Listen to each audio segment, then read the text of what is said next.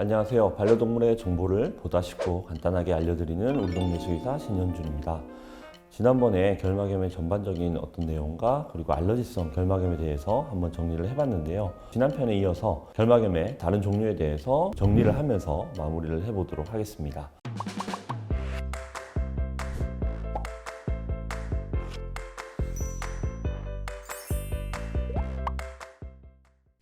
결막염의 종류는 크게 5가지로 구분된다고 말씀드렸는데요. 일단 첫 번째, 알러지성 결막염. 그거는 지난 시간에 다뤘고요. 두 번째, 오늘 마찰 자극성 결막염. 그리고 세 번째, 면역매개성 결막염. 그리고 네 번째, 감염성 결막염. 마지막으로 5번째, 외상성 결막염. 이렇게 해서 오늘은 이제 두 번째에서 5번째까지의 그 결막염에 대해서 정리를 하는 걸로 하겠습니다.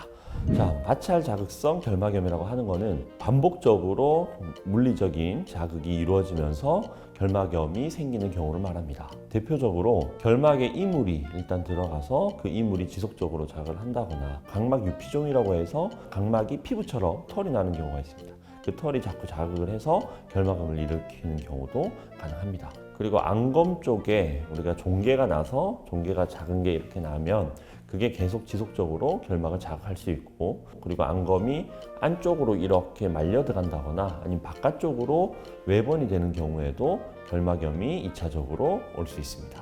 마이봄선이라고 하는 쪽에서 털이 나는 천모 중생 외에도 다른 쪽에서 이제 털이 나서 문제가 되는 이소천모도 충분히 결막염을 일으킬 수 있고, 그리고 피부에 있는 털이 자라 들어와서 피부에 있는 털이 이제 눈을 자극해도 결막염이 올 수 있습니다. 이것을 우리는 천모난생이라고 그렇게 표현을 합니다. 그것이 종괴든 아니면 이물이든 그리고 이런 털들이든 이런 것들이 결막을 자극하게 돼서 마찰을 시켜서 결막염을 생기는 경우를 마찰 자극성 결막염으로 분류를 하게 됩니다.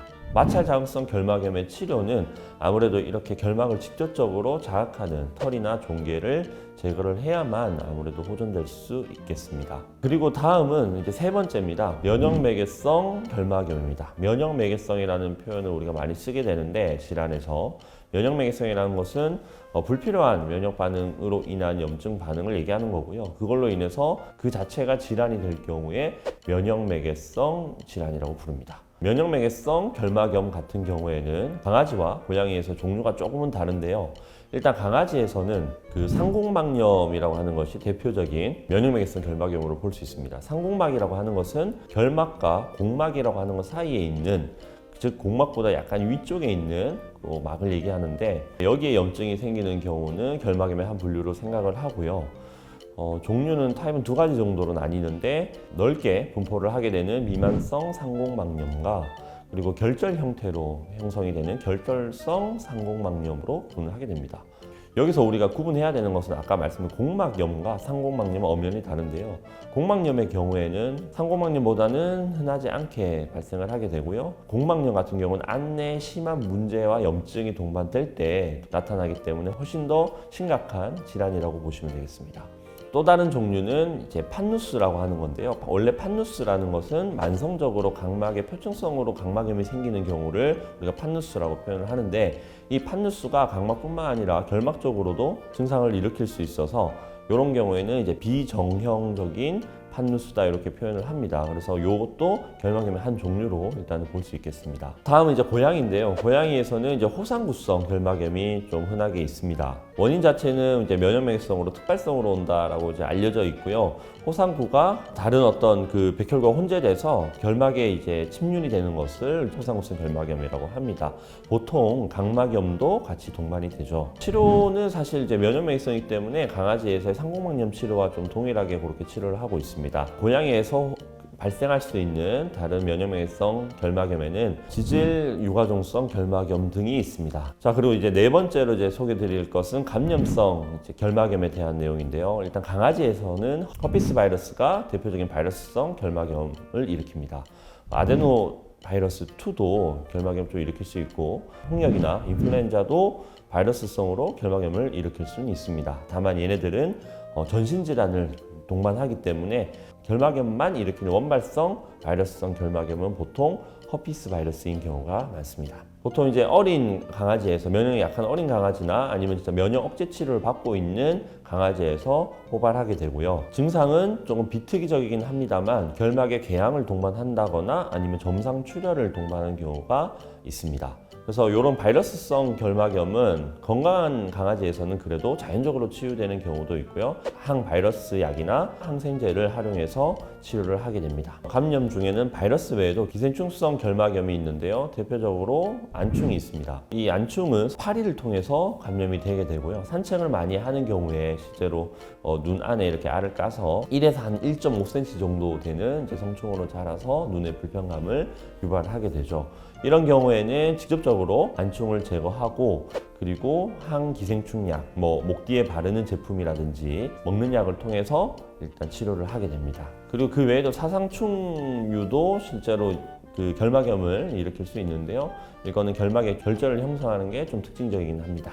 이제 고양이의 감염성 결막염에 대해서 한번 알아보려고 하는데, 고양이 감염성 결막염 의 대표적인 것은 아무래도 허피스 바이러스입니다. 허피스 바이러스의 경우에는 일단 그 눈 쪽으로도 증상을 일으키긴 하지만 호흡기 증상을 보이는 경우도 흔하면서 때로는 각막 친화성이 있어서 각막 궤양을 동반하기도 합니다. 보통 진단은 일단 철저한 병력을 청취를 하고 임상 증상으로 판단하기도 하고요. PCR 검사나 바이러스 동정을 통해서 진단을 합니다. 일단 허피스 바이러스성 결막염의 치료의 목적은 일단 임상 증상이 나타나는 기간을 최대한 좀 짧게 단축시키고자 함이고, 두 번째는 이것이 결국 만성적으로 진행이 돼서 더 큰 후유증을 낳지 않도록 하는 데 있습니다. 그리고 허피스 바이러스 외에도 칼리시 바이러스가 결막염을 일으킬 수 있고 보통 어린 고양이에서 흔하고요. 보통 양측성으로 나타나게 되고, 칼리시 바이러스의 결막염도 상부 호흡기 증상을 동반하거나 아니면 구강 쪽에 구순염을 동반하는 경우도 많습니다. 이 역시 바이러스 질환이기 때문에 자연적으로 치유되는 경우도 많고요. 칼리시 바이러스의 결막염도 일단 바이러스성 질환이고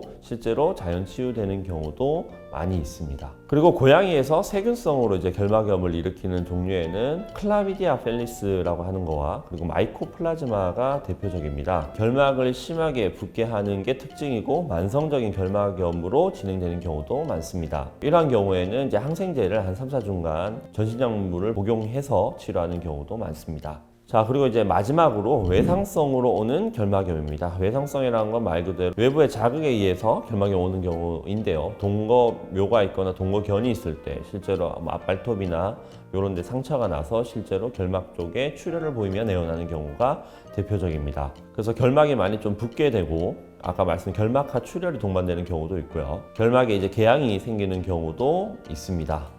자, 이 경우에는 일단 다른 안과 질환이 있는지 확인을 하는 게 중요하고, 그리고 외상의 과정에서 혹시나 이물 같은 게 박히지 않았는지 면밀히 체크를 하고 제거를 하는 것이 치료에 있어서 중요합니다. 이제 원발성 결막염의 5가지 종류에 대해서 지난 시간과 오늘 시간에 이어서 다 이제 정리를 좀 해드렸고요. 일단 원발성 결막염 외에 다른 안과 질환이 있거나 아니면 전신 질환에 의해서 오는 결막염에 대한 부분만 마지막으로 간단히 정리를 하고 오늘 시간을 마쳐볼까 합니다.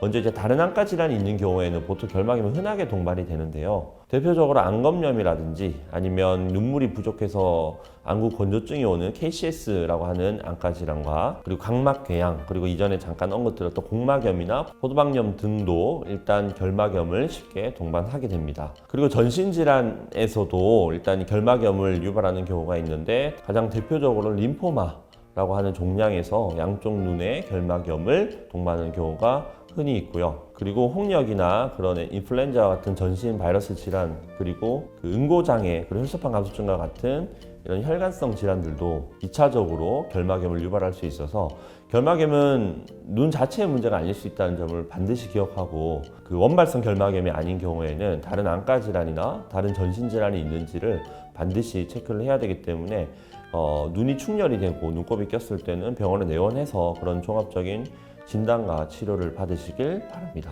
오늘 결막염에 대한 2번째 시간이었는데요. 2부에 걸쳐서 결막염에 대해서 다뤄봤는데 정말 흔하게 진단되지만 어찌 보면 또 진단이 쉽지 않은 그런 결막염이기 때문에 오늘의 영상이 여러분들한테 큰 도움이 되셨으면 좋겠습니다. 오늘의 영상이 도움이 되셨다면 좋아요와 구독을 많이 눌러주세요.